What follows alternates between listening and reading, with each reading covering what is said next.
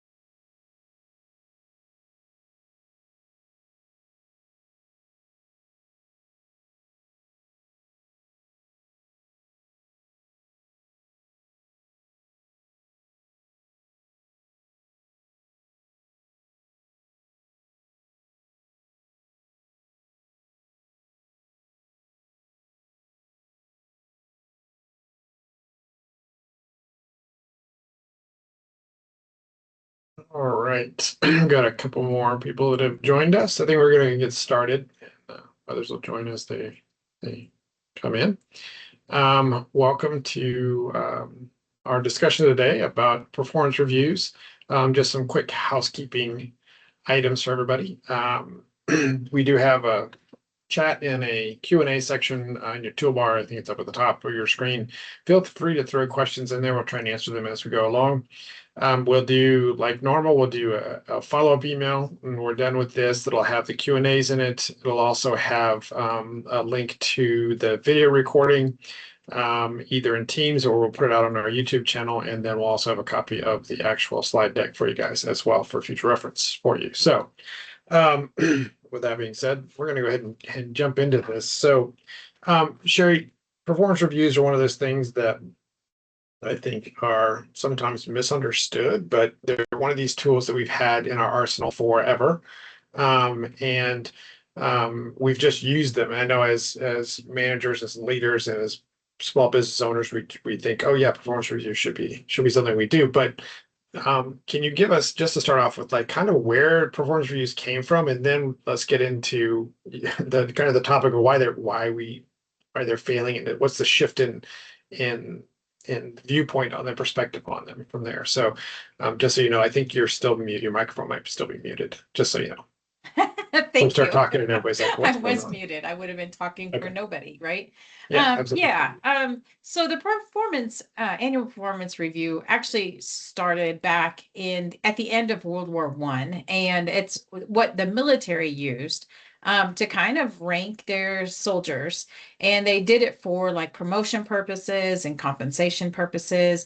And then they kind of carried that up through the end of World War II, kind of in that same frame that they were giving those annual reviews to try and determine, which soldiers they wanted to maybe keep on, which ones would get promoted, which ones should get a raise, that type of thing. And then what happened was at the end of World War II, corporations and businesses actually started to adopt that annual review process.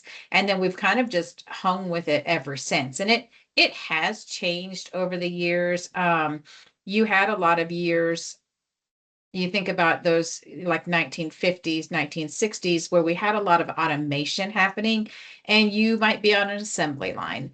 And Mhm. so, you were doing the same thing day in and day out. And, if you can make one part or whatever that assembly line process was, and you were good at it, you were obviously doing good as an employee. So what was happening a lot was the reviews were more just about, your characteristics, like were you loyal to the company, did you have a good personality, those type of things, rather than actual performance reviews. And then that has actually changed since then, as our white collar careers really started to take off. And people are in positions where they're making more changes in the company, they're having more decision making abilities, using their discretion. We've had to kind of change what we're rating the performance on. So it sounds like they went kind of from a values-based,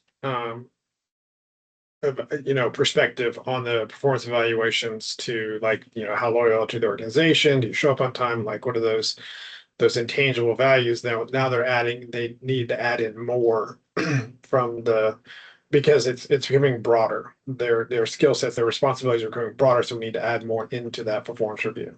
Yeah, you weren't doing just one job anymore. You may be in the process of doing multiple jobs just for your position. Interesting. So you're going to use different skill sets as you go back and forth between those jobs, as we had to figure out a way to evaluate those. That's okay. Yeah. Interesting.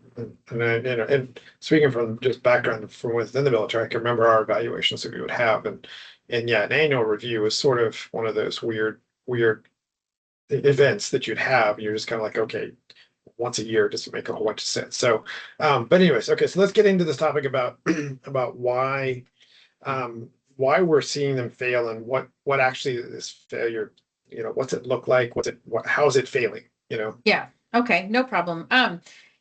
What they're showing is about 70% of employees are reporting that they are not helped by an annual performance reviews. It's really stressful, and they don't feel like it motivates them at all to change things. And there are several reasons why. The biggest one, probably also the infrequent feedback. If you are evaluating someone once a year and you're bringing them into your office to talk to them about their performance once a year, first of all, they're coming in stressed because nobody ever gets called to your boss's office and thinks, oh, I'm going to get a raise, right? Especially if you're only coming in once or twice a year. So it's a stressful time. The other thing is, um, by the time that you talk to me in January about my performance, I'm pretty much going to forget by June what I'm supposed to be working on. And so by the time that the next annual performance comes around, I may have forgotten everything that you said on my past review. And so it's almost like I'm starting over. Maybe I'm getting the same comments. And I'm just not real inclined to fix it because nothing changes. I'm And obviously doing good enough that I'm still here at the job. You haven't talked to me about it since last January. So it's pretty ineffective because you're not talking to me enough. right, it's kind of like how do you correct the course? I always kind of equate this to like, sailing a ship, right? You need to make small course corrections to make sure you're on the right heading. But if you're only doing it once a year, you're gonna have to take a huge left turn all of a sudden, and that's never good in any situation. And with that infrequent feedback, it's like, and only looking to where you've come from, not where you're going. That kind of makes it a little more difficult to do that on a 1 year. And you're assuming, employers are using just an annual; they're not using quarterlies or monthlies or something like that. This is really focused just on clients that are using or businesses that are using just an annual evaluation. Yeah. Okay. One other thing that you fall into is if you're bringing me in, or a supervisor is bringing an employee in, and you're doing it once a year, you have a couple of biases that you're working against. First of all, Mhm. maybe you remember maybe their last 2 months and how well they performed their last 2 months. And so you're doing a whole year's worth of review on just their performance, maybe over the last couple of months. Or, as an employee, if I made a huge mistake back in March, maybe I cost the company money because it was such a large mistake. That when my manager calls me in, they're not really focused on what I did the last 2 months or the fact that I've been a stellar employee for the last 6 to 8 months. They're going to remember the mistake I did in March. And so again, I'm getting that annual review on that bias of how I made that mistake in March, even though I've turned the ship around and I'm doing Right. much better now. They're still focused on that. And then the other situation that you have as well is and I'm going to go into that manager bias. Sometimes managers, are old school, they're older in the workforce, from a time where people just did their jobs. I tell you what to do, you do your job, and there you go, right? And then sometimes you have managers that are just want to avoid any type of confrontation, any type of um, conversation that may be a little tense when they're talking about an employee's performance. And so what they'll do is they'll kind of inflate their scores, they'll inflate the review, try to make the employees seem better than what they actually are. And either way, you're not going to get a growth in performance from that employee. So that makes it pretty ineffective.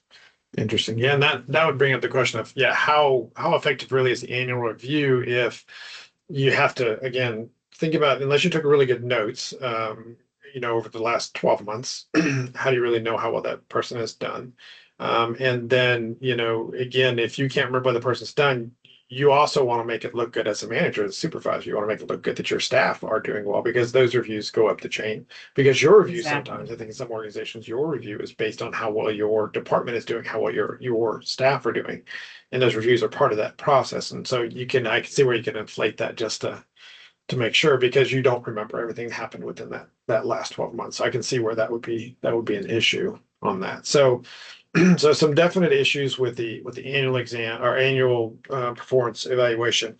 What's the impact though on, if we stick with this annual review, what's the impact on small business as a whole? I mean, I think you've got like 3 areas that you've outlined, what the risks are, but can you give us a little more information on, like, what does that look like? Yeah. So we know what we're learning is that the annual reviews are just ineffective. So you're taking an employee and you maybe talk to them about their performance, but you're not going to talk to them again for another year. So what is their purpose of improving if they're going to remember it at all, if they're even going to try, because you're not going to talk to them again until the next year.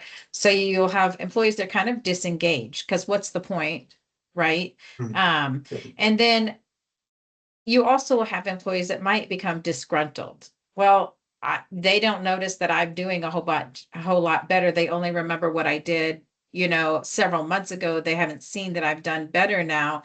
And so you get those disgruntled employees. So you get this disengaged, disgruntled employee, absenteeism rises in your company. And before you know it, that never just stays with the disgruntled employee. It's going to spread because they're going to talk to each other. They're going to talk about why they're disgruntled. They're going to talk about managers and the way things are done. And so next thing you know, your culture of your organization is going to take a hit because you have disgruntled employees. And even if you have employees, people are easily influenced. Even if nothing has happened to them, they're going to want to side with their buddies. And so Right. before you know it, your whole organization is going to take a hit. And that your output, your performance, the production is just going to take a hit. So your revenue is going to be impacted. Your client services are going to be impacted. Everything that you have is going to just kind of start to tank just a little bit because all it started with was that one. So it will take a lot to turn that around. So, and you may get into this a little bit further into the presentation, but I was thinking about it. Is there any kind of, I mean, a lot of stuff that we do, we cover is about legal risk, right? What's the legal risk for small businesses based on X, Y, and Z, right? The performance reviews are kind of one of those, gray areas about, do you have to have them? Are you required to have them by any kind of agency, any kind of federal agency? Do you have to have them? Are they just good to do? What Is there an impact on small business owners if they don't do it versus if they do it? There is actually nothing that says you have to do performance reviews. And a lot of companies, especially very, very small businesses, they may skip it altogether. But even if they're not doing it, hopefully they're doing some sort of check-ins with their employees. But no, there's no laws that says you have to. Mhm. But here's what happens, which becomes a bigger issue for the businesses if you're just doing that annual check-in, because yes, your organization is going to kind of start to maybe go downhill a little bit, but that hidden business risk, because what we see is a rise in wrongful termination suits. So say that your company is starting to have those issues. And so you start trying to figure out a way to fix them. And then in the end, you have to get rid of employees. That's when wrongful termination suits are filed. And we don't know, we know that about 90% of wrongful termination suits actually get settled before they go to court, before they go to trial, but they're settled with compensation settlements. Gotcha. So There's not a only financial risk. there's a to that. financial risk to businesses. So not only are you having to deal with disgruntled employees and lower productivity and a culture that may, some people might claim might be a little toxic, but now you're also having to fight a lawsuit on top of it. So Okay. it adds up, it snowballs for businesses. Okay, so we're we're identifying that, the annual performance reviews, while they can work, not the most effective, probably not the best. But you could still, use them in your organization, I guess, if you wanted to, right? Not that they're Definitely. taboo, but you can use them as long as you're staying on top of them. But so with all these other issues though, how do we fix it? Like what's the trend going on? What's Okay. because usually it's driven by something, right? Yeah. And so then it just catches fire and then moves on from there. So how do we fix Yeah. this, what we're seeing? So the way we're going to fix it is we're going to pretty much change the way we do performance reviews. And instead of having those annual performance reviews, we're going to focus on something called coaching. Now, that doesn't mean that there's not a place for both. It just means that we're going to change our focus and our mindset about the traditional annual review and kind of just set it off to the side to find something that works that's more effective for our team. So what we've found is the traditional annual review, if you look at it from rate on return, rate on investment, it is not cost effective at all. If a manager is filling out reviews on her employees once a year, first of all, you got to remember how to fill out the reviews. Then you're trying to remember all about the employees because you're only filling it out once, right? So it's not like you're looking at this form on a regular basis. And so you're having to study that again. And then you're having to remember what your employees did for the whole year. And then you're having to kind of not just fill it out, but have those in-depth conversations that may or may not go well.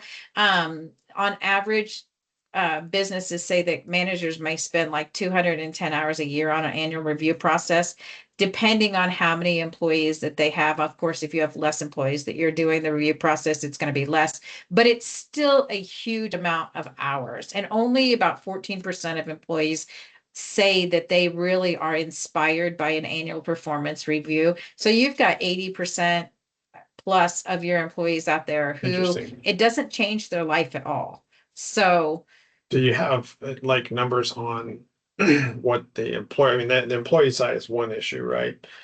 But, and they may not feel like it's really effective, but sometimes we just do things because that's what we've always done them, right? But even if we know they're not really effective, but do you have like any kind of information or perspective or numbers, I guess, on the employer side or the supervisor side, say, listen, this really isn't working either, type of deal. So do you see a trend in that as well? Yeah, a recent research program done by Deloitte found that about 58% of the companies in the US consider the performance management process ineffective, and this traditional annual reviews. Their reasonings are that there's recent memory distortion. You got that bias, right? The feedback's arriving too late to make big changes. Again, like you were talking about, little changes on the course. If you're only getting the change once a year, feedback is too late. And then the ratings of the numbers overshadows the conversations that are happening. We're so numbers driven, numbers focused on performance, that we're not necessarily sharing how to make that performance better. We're Yeah, just so saying where you are rather than how do we help you get to where yeah, you need to be. we're really making employees feel like they're numbers more than people. And, Numbers, not and we're names. check marking boxes is really Right, what we're right. doing. Yeah, Okay. yeah. Very interesting. Now, we were talking earlier, and this is something I hadn't really thought about, but the pandemic, right? So the pandemic had a huge impact on how performance reviews are changing. And again, it's one of those organic growth, kind of organic changes. It's not like anybody came out and said, "Hey, you have to do it this way." But talk a little bit about what was really kind of what came out of that pandemic and how it affected the reviews. Yeah, of course. We all lived through the pandemic, and it was a very stressful time for employers and employees. And Mhm. so it seemed like overnight the workforce changed. We had people that were not considered essential employees. All of a sudden, they're being forced out of the workforce. They're being at home so they could stay safe. Um, so you lost productivity that way. We had some opportunities for remote work, which is higher than we've ever had in across, all our businesses. And so that also changed the way we did business, because now we're not seeing people live, we're seeing them over a screen, kind of like we are now. And that changed what productivity looked like. It changed what those check-ins looked like. If you did have people in office, they had to stay so far apart. They had to wear masks. Like there were other protections. All of those changed the way we handled business that was normally just something that we went about our day, just easy going. Now we're having to figure these things out. And so what employers did said, you know what, we are going through enough stress right now. Our managers are going through enough stress trying to keep productivity up.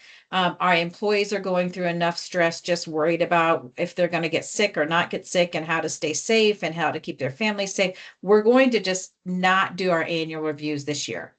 And then it turned into the next year, and then it turned into the next year, and people stopped doing those annual reviews. But what happened was a nice little shift. What they're discovering is what happened is actually because we weren't doing the annual reviews, we found and we had a lot more remote workers and that type of stuff. We were having to check in more often.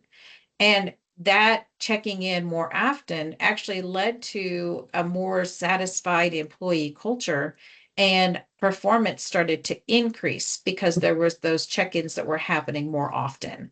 Interesting. So, Interesting. Yeah. yeah. So yeah, it's forcing us to be the communication to happen more often instead of just saying, "Hey, do your job because I told you to do it." Now it's like, "Hey, let's figure out how to make this work better." Because I mean, there's a lot of external forces that are applied there as well. Because again, if you're fortunate to keep your business during the pandemic and keep it open, you want to produce as much as you can because you need the revenue.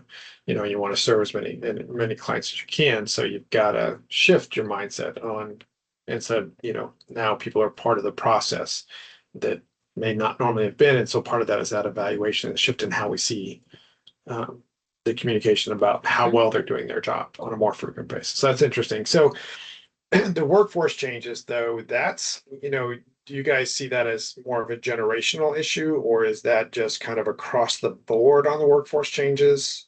We've been talking about workforce changes on a generational level for probably a decade now, because we are seeing, there was the boomers and then the Gen X's and that kind of stuff. And we just had definite mentality change about our work. A lot of times work was a means for survival. You did it whether you really wanted to or not. As a Gen X person, the work really became a lot of our identity. So you would stay with the company, for forever, just trying to move up in a company. But with the millennials and the younger generations, work has changed for them. It's no longer that they're necessarily, that's their number one identity. Their identity is who they are, and work kind of supplements that. Now, that's not to say that they don't take they don't think it's important. It's not to say that they don't find value in it. They very much find value in the work and they want to do the best job they can do, but it's not the whole of who they are. And then as you come into these younger generations, they really want to be more a part of the process, and they have really enjoyed the feedback. 96% of the employees that were polled, they said they really appreciate the feedback on a regular basis. It makes them want to do better. And then 83% of those same employees said they don't care if the feedback's negative or positive. They still appreciate having that feedback because they feel seen and they feel heard and they feel like they're able to make change in their organization, even if they're not necessarily, but by allowing them to be part of the discussion to better themselves and to better the company, it has made them feel some ownership. Right. So they in know their mindset is not that they're going to work at an organization for 20 years, 25 years, whatever, 30 years. But for the time that they're there, they want to make the best impact they can and be as good of an employee as possible for the job that they're trying to do. Right. Absolutely. Absolutely. Interesting What we've seen, so the professional organization SHRM, some of you might be familiar with it. It's the Society for Human Resource Management, and it's an HR organization that's kind of well known, but they saw that in 2016, there was 82% of the US businesses that were giving annual reviews, but by 2023, only 49% of them were giving annual reviews. And they've looked at it and saw such increases of performance and less people giving those annual reviews and that more continuous feedback. And so they feel like, that it has been successful. And we are small business, our clients are small business, that's our market, that's our niche. But this change really started with your bigger corporations, where these changes had to be very large and intense and time consuming. But we've looked at their example and they're having success with them, that it is kind of trickling down into our mid-sized organizations and even our small businesses now. Right. It started with some big name US companies, and we're learning from their examples. Interesting. Yeah, because it does have I think for the big corporations, while it does have an impact on their bottom line, I think, it makes their goal is efficiency, and effectiveness. For small business owners, this really comes down to the bottom line of revenue and sustainability. And so if I have employees who feel valued and seen and heard because they're having that continuous feedback, that coaching on a regular cadence, they're taking care of clients better. And if you're seeing that your productivity is improving because that continuous feedback, that means that you're servicing more clients and more customers. And so your revenue is now improving as well, just from that simple change of how often do I talk to my employees about how well they're doing their job and where we need to make some corrections and those type of things. So absolutely. So that feeds into that whole thing of, companies are responding to that change, and it's coming from both sides of it. It's coming both from the employee and from the employer, that they're both recognizing, hey, listen, we got to do better at this than what we've done. Type of deal. No longer are the days of, here, I just told you, go do your job, go do it. Now you have people that are engaged in that conversation about how to be better in that. So, okay. So again, annual reviews, if that's all you want to do is an annual review, fine, you can do that. There are some definite pitfalls to that. The more frequent, cadenced, scheduled feedback is the way that most businesses are going. I think most employees are expecting that. So employers should not be surprised when they hire on people and they ask. And we've had that recently with people we've hired on. They're like, hey, tell me about your performance reviews. Tell me about our feedback sessions, right? Without even really knowing, want to even have them, which we do. So there's no question about that. But it's more so, that's a question that new employees are asking, what does it look like, right? So if you're an employer who has, and this kind of gets into the next part of this, who either has a performance review policy and plan, or you're a small business and you don't really have one yet, and you're thinking about putting one, what do they need to be thinking about? What are the business leaders and supervisor managers, what do they need to be looking at and thinking about in their performance plans? Yeah, so as a business leader, there's a few questions you need to ask yourself, and it's really going to come down to what you want your business or your organization to look like. Are we measuring performance simply because we're looking for measurements, or are we enabling performance? What's more important? And you have to decide that as your organization or as your business structure, as your culture. Do our feedback systems instill confidence or fear? Um, that's kind of a really big one for culture because now we're seeing, that fresh eyes sometimes gives us better perspectives on things, especially if we are older and we've been in our business for a long time. Sometimes we need that fresh input from an outside source that's a little younger and more caught up culturally than maybe we are. So, do we really want them to have fear or do we want them to have confidence? That's something that you have to decide what you want your culture to look like. And then how do we make our performance conversations that are both like rigorous enough that we still want to have employee growth and performance growth, but yet still make it human centered enough that we have a good culture for our Right. employees to be in. I think that's always, if I harken back to, again, back to my military days, one of the things that we were always taught is there's always a balance between men and mission. And you have to decide, and it's obviously much debated about what's more important, men or mission, right? But if you don't have the men, you can't do the mission, right? But if you have men, you don't have, staff, you don't have mission. How do you balance that? Sometimes they're going to be out of balance a little bit, but primarily your staff are your focus because they're the ones that are going to be actually doing the mission. You're ensuring that it Right. happens as a business owner or as a manager, supervisor, but your staff are the ones that are actually in the trenches doing it. So that always tends to skew the scales a little bit to put them a little bit higher than the mission, but the mission is still important. It needs to happen, but the staff are what's going to make it happen for you. So Right. Right. you And want to make sure you're with the changes in the workforce, we really have to, and I like that men and mission analogy because we really have to balance those.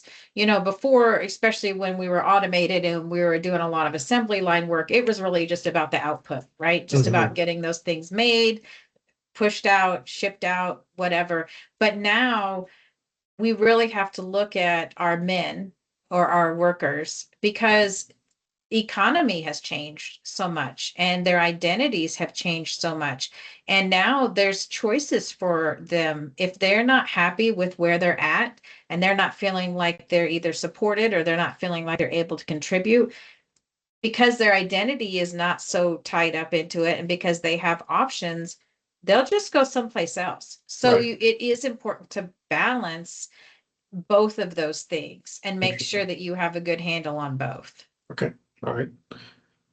So we've got outlined here kind of some suggested measures to take when you're looking at implementing a more frequent feedback coaching kind of Yeah. structure. So if unless you're a super small organization, 3, 4, 5 people, I would suggest this would be our best practice that we would tell you to do. First of all, you're going to have to define your purpose. What are you trying to get at? If you want to improve performance and you want to have a good culture and you want to go ahead and make this change that's important to your business, you have to just figure out what those core positions or those specific detailed situations that you want to make sure that you're still capturing and make sure that you keep a part of those. Um, just define your cadence. How often, if you're going to ditch the annual performance, how often do you want those check-ins to be? That's going to really be determined by your company and the way you run your business as well. We don't want them so far apart that we're not able to, still give a good review or a good coaching, but we also don't want them so close together that people don't have a chance to make those changes in between those coaching sessions. So you have to give them a little time in between. So you're going to have to decide what a good cadence is. And then we would say best practice, you pilot it in one area of your company, maybe one department of your company. Don't try to necessarily do it across the whole company or across the whole organization because this pilot is going to give you some good, valuable information on what's going to work best for your company, that you can take the information that you're getting from this one aspect and doing it in this one department, that's going to save you so much time and headache later on as you're maybe rolling out this new way of doing things across the rest of your organization. And then I can't say this one enough. You Go got to ahead. I know what you're train. doing. Yeah. Yeah, you Train got your to managers. train your managers. Again, managers come in all shapes and sizes. They come in all ages. Old school managers, a lot of times we were just like, do your job, get your job done, we're good, right? And then, sometimes managers get into situations where they are moved to management, not necessarily because they were good with people, but they were really good at the job they were performing. And maybe they had the best technical skill to do what they were doing. And so they got moved into management, but may have no idea whatsoever on how to manage people. And that would also be like how to coach people. So you want to not skip this step. This is a vital step if you want to change the way you do these reviews and do this, performance coaching. This is a vital step. Don't skip it. The more time you put in is not going to be wasted in this step. So.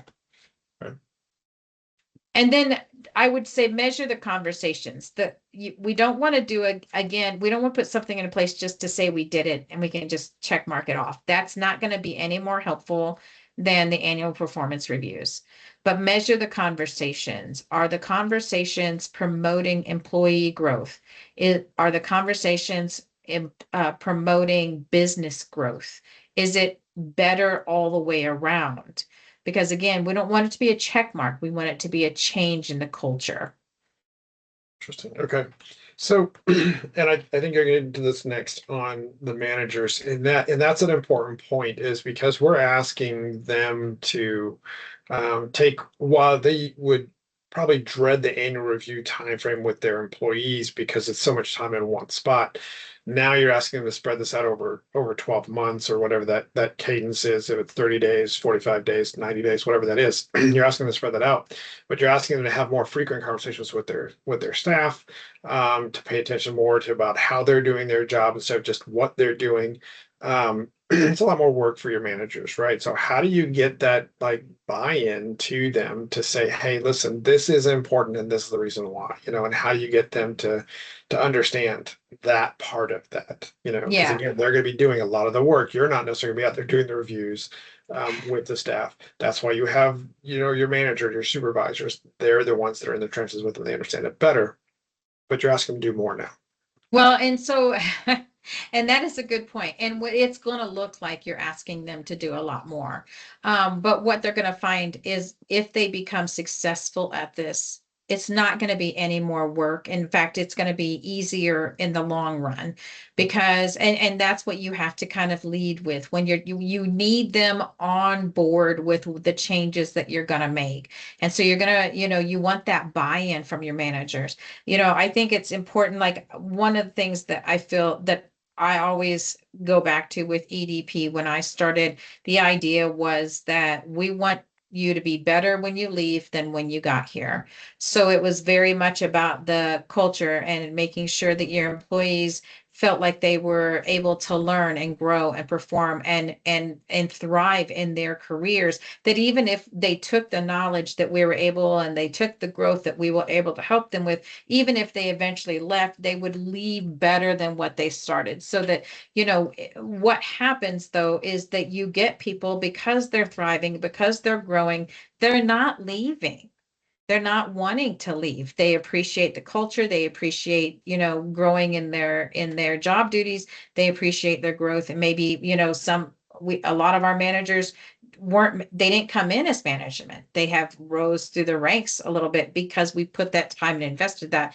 And I think it's important for managers to understand that, if you can keep your employees, it may seem like a lot in the initial get-go, but what you're doing is you're not having that turnover. You're not having to do that extra training. You're not having to put in all of that time trying to constantly fix things or worry about somebody performing because you're making those little course shifts along the way, that it ends up being the flow of your day and not such a bulk thing at the end of the year that already is kind of feels dreadful to a manager. So It's we kind of like want to make sure to get that buy-in from them. it's kind of like that ounce of prevention is worth a pound of cure type of It's deal. exactly like Take that. care Yeah. on the front end, you don't have near the hassle on the back end of having Yeah. to fix it after the fact. So you had some, when we were talking earlier, you had some suggestions on, on these managers, like, sitting down and doing like scenarios or doing, other things with them to kind of show them what it would look like, Yeah. what a normal thing would look like. So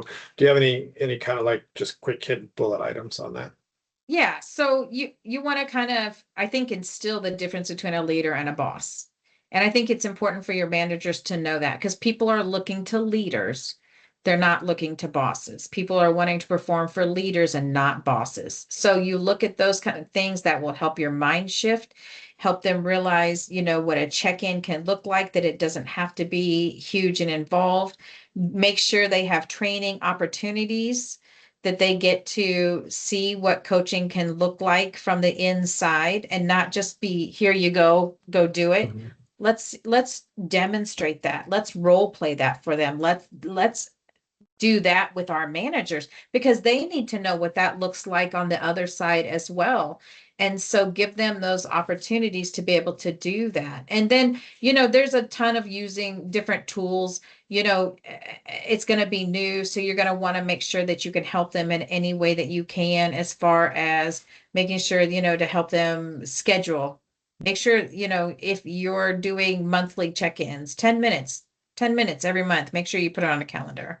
Those different types of tools that will help keep them organized, make them realize that it's going to be more of a collaborative effort and people are going to appreciate it and not dread it. Right, right. Okay. Makes sense. Makes sense. Okay, so you have some ideas as well on this information as far as keeping your goals aligned, those type of things. So get a little more detailed in onto what some of these benefits are by following these steps here. Yeah. So when you're using the coaching, the performance coaching and that continuous feedback, you're going to keep your goals aligned. Make sure that you're looking at those things that are like those job descriptions. What are you really expecting from your employees?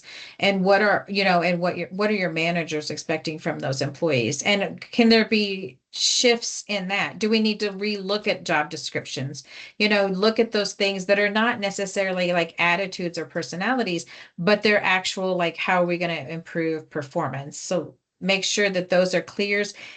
And I think the other thing too is you always want to assume the best, and you want your managers to always assume the best as well. Most of the time, employees want to do well. They want to do well and they want to get better. Very rarely do you have employees who really don't care. Those are going to be weeded out pretty fast, unfortunately. But by and large, employees want to do well and they want to make their managers happy. So as you're having these frequent conversations, you're making sure your priorities stay clear. You can make those quick adjustments. There's no surprises because you're doing everything in real time. 80% of your feedback that you have on employee performance should come in the moment. So just as an example, if you schedule, maybe you're going to meet with your employee monthly. Well, you're in week one and something happens. Maybe somebody's tardy for 2 or 3 days on end. You don't want to wait until your coaching opportunity to talk to them about their tardiness. Yeah, Do it right then, because then that gives them a chance to fix that. So by the time that the coaching comes around, maybe there's no more problem with tardiness. They've gotten that situation fixed. right. So there's no surprises. So they're not anxious about going into their boss's office or their leader's office and their supervisors and having that two-way Yeah. conversation They're with really them. starting to see it as a positive and less of an Mhm. anxiety. Yeah. And if people still have trouble with performing, again, assume the best. Maybe it's not about them. Maybe the root causes that might be a lack of training, or maybe the goals were unclear. Maybe there's inadequate tools or equipment, a lack of supervision, a lack of understanding about job duties. So look at those type of things. And I Mhm. think this is good as well because sometimes if managers are out of the trenches, what can happen is you can kind of go off of old assumptions. And so what if the workload is too excessive or the targets and goals and deadlines are unrealistic? You're not going to know that unless there's that two-way feedback conversation where you're able to have that communication with your employees, and then you can shift things there as well, to make things work better for them. Okay. So um, I would say, again, making those specific changes will drive your faster improvement. I like how you talked about course corrections. And again, in the moment, if you're waiting till the end when your coaching time frame is supposed to be, you're not necessarily going to remember the details of what happened that you want to talk to them about. So catch them in the moment, call them in 5 minutes. Hey, I noticed this happened today. We need to make sure that this isn't happening. What can we do to fix this? Problem solve, but at least you have those specific details surrounding whatever it is that you're talking about. You're not trying to just pull a vague memory at the end of the month when you Right. would normally sit with them and coach them. And doing this is going to actually build the relationships. It's going to keep the lines of communication open. They're going to feel part of the process. They're going to feel heard. They're going to feel seen. And that's going to cause them to feel valued. And it's going to build that stronger relationships. And we know we would rather put forth all our effort for someone we respect and we count on than Mhm. someone Yeah, we don't respect and we don't absolutely. have. Yeah, so we've all had those employees where we've worked harder for than others, and Yeah, there's a reason absolutely. for that. It's human Absolutely. nature. And I So think yeah. one of the things we stress with an EDP is we want the environment to be safe for them to fail. We don't want them continually failing, obviously, but we want them to learn from their mistakes. And the only way you can do that, I think, is by creating that environment where you have that open communication. Things are very clear and concise, and expectations are communicated well, so that they're not afraid to come in and say, "Hey, I messed up," knowing that you're through the coaching. They've experienced that, so they know that, hey, listen, coaching is not a bad thing. It's a way that they're going to try and help me get better and not make these Right. same mistakes again. So that gets back into building those stronger relationships with your staff so that they know they've messed up on something. They feel like they can come to you and they're not going to have to worry about losing their job necessarily as far as that Right. goes. So, Exactly. okay, so Exactly. we've talked about this thing, in a very positive light, right? And but we all know that sometimes it just doesn't work that way the first time, right? Yeah. Or, Yeah. sometimes we always want things to go good, but sometimes they're going to go south on us. And so, how do you work that with these coachings and, Yeah. progressive discipline, those type of things? And because sometimes you do have to bring that in, you have to apply that, right? But how does that Yeah. apply? How do we apply that within a coaching scenario? Yeah. So, first of all, the idea is you want to coach them up or coach them out. And unfortunately, there are people, they're just not going to be a good fit. And so but you really want to do the best that you can to be as fair as you can. So you want to make sure that through this whole discipline process that you are maintaining their dignity as best as possible. Make sure that you have those clear expectations written out so that they know that they know that they know. So there's no surprises on it. They're like, oh, I didn't know. Nope, it's written out, it's documented. These are clear things. But problem solve also with them. Like if you're writing them up for something, show them what success looks like. Hmm. If you do this, you will be successful at this. And then, make sure that you're having that consistent follow through. So somebody say there's tardiness and so they get better and they're not tardy again for 3 months or whatever. And then the problem starts again. You're going to have to deal with this again. It's something that you want to keep on top of to make sure that it's not kind of a reoccurring type thing. Even if it gets better, have that conversation about how it got better and tell them that you appreciate that the efforts that they made. Focus on the improvement part. We don't want to focus on a punishment part, but we do want them to know that, hey, this is serious. We have to figure out a solution for Mhm. this. Okay. All right, So, good with that. And this yeah. helps us, the progressive discipline policy plus the coaching document and stuff like that. That helps you again if you get into situations where you really do have to terminate the employee, and then you get back to that whole idea of wrongful terminations, and those things are brought. This is all just supporting you as an organization, as a business owner, to say, hey, listen, we've done our due diligence. This is everything we did to try and help the employee to be better. Mhm. It just didn't work, didn't fit. And so Exactly. You know, and all I good. think I'm glad you brought that up because I just wanted to say too, you know, if you're doing this consistent feedback, this continuous coaching, Mhm. um, and you end up having to go to progressive discipline, you know, you want to make sure that this employee has heard about this 1 or 2 times beforehand. This Yeah. progressive discipline, unless it's a, you know, a pretty big deal that you're writing them up for, it should not, again, be a surprise to them. You know, so you want to make sure that it's not a surprise for them. Okay. So kind of the last 10 minutes we've got here. Let's say, coachings are great, Sorry about that. but and if we do it on a monthly, but can we mix and match? Are there different options out there that we can kind of bring in to this if we don't want to do, maybe we still want to keep the annual, and maybe that's where we tie compensation to based on what's happened over the last 12 months of the coachings, or if we do them quarterly, what have you.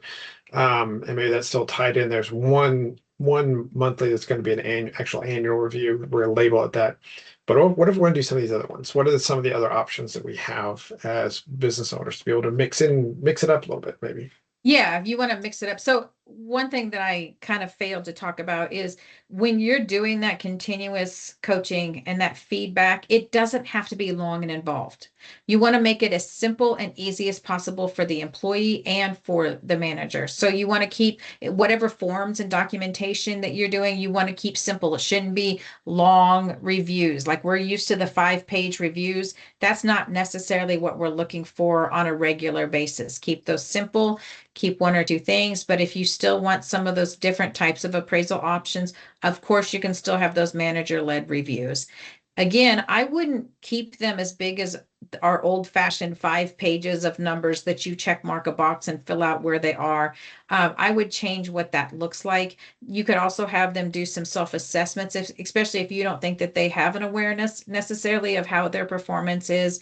Have some peer feedback. You know, there's different ways of having that. You need to make sure that that's still going to be a safe thing in order to be able to do that, because you don't want to take a bad situation and make it worse. Okay. So there's some safety that's involved with that, but you can definitely research that. And then project-based reviews or that 360-degree feedback review, those are options as well. Not one size will fit everybody. So you can handpick, mix and match, do with whatever you want that you feel your organization will respond to best. Well, that is quite a bit of information Yeah. on reviews. We do have a couple minutes still left. If there are any questions that we want to tag here, if not, we'll send out information to everybody who's able to attend. But if they have questions outside of this and after this is how they go ahead and get a hold of you Yeah. to answer. Just email me, hr@columbiaedp.com, and I'd be happy to get back with you. Perfect. All right. Well, we looks like we got about 5 to 7 minutes. We can kind of get everybody back in their day. We appreciate everybody's time sitting with us and talking with us about performance reviews. Again, like I said, we'll send out the slide deck. We'll send out a link to the video of the recording of the training. We'll send any kind of other supporting documentation that we've got in here for that. So we appreciate, again, taking time out of your business day with us, but we will see you next month, hopefully in the next webinar. All right. Sounds Thanks, great. guys. Thanks, everybody. Take care. Take care. Bye-bye.